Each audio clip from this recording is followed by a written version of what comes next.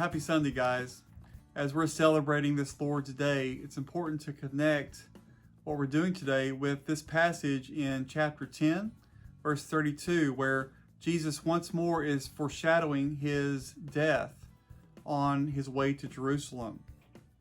And again, we have the disciples there with him, James and John. They are discussing who's going to sit at his right hand. Are they going to sit in the place of authority next to Jesus? But the question is, are they willing to go through everything Jesus is? They wanted the honor, but are they willing to suffer as well? You see, Jesus prophesies here in this passage that the chief priests and scribes will put him to death. They're going to hand him over to the Gentiles. Think about that. One of their own, a fellow Jew, a descendant of David, one who followed perfectly their law and tradition, and yet they're willing, because of their pride, to hand him over to the Gentiles. He's going to be spat upon, he says. He's going to be mocked, and he's going to be scourged. Now, quickly, let me encourage you to watch the Easter experience that we just went through leading up to Easter. We just celebrated this a few days ago. The video links and discussion questions are still on our website under the Home Time section. You can also find them on Right Now Media. It's not too late to watch them. You can celebrate Easter year-round. But let me tell you, if you watch episode 3, you will have an all-new appreciation for what scourging is.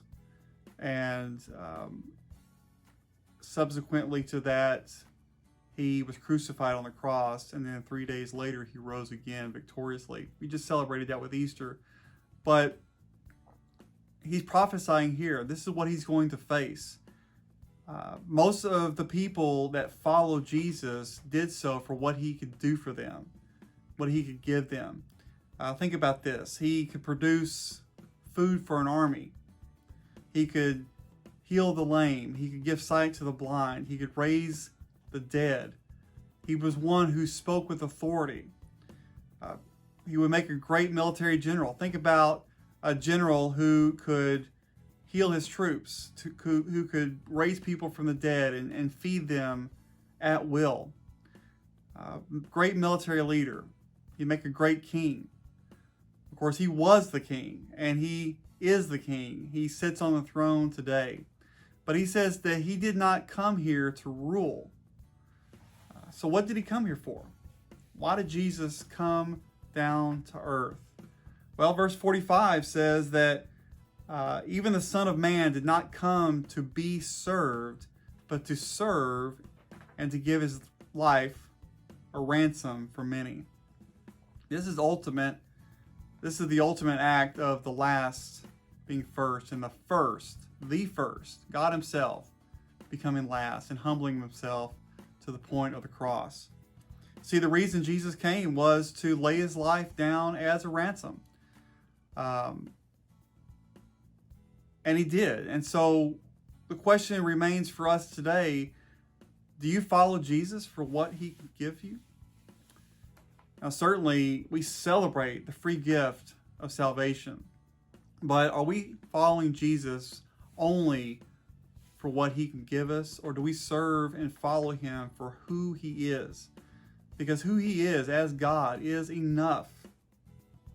We are blessed beyond measure with his provision, but if he was willing to humble himself to the point of death on a cross, to give his life as a ransom for many, we must ask ourselves, are we willing to lay down our life for him? And better yet, the question may be, are we willing to live for him? Think about that. In response to his graciousness and his free gift, are we willing to live our lives for Jesus Christ?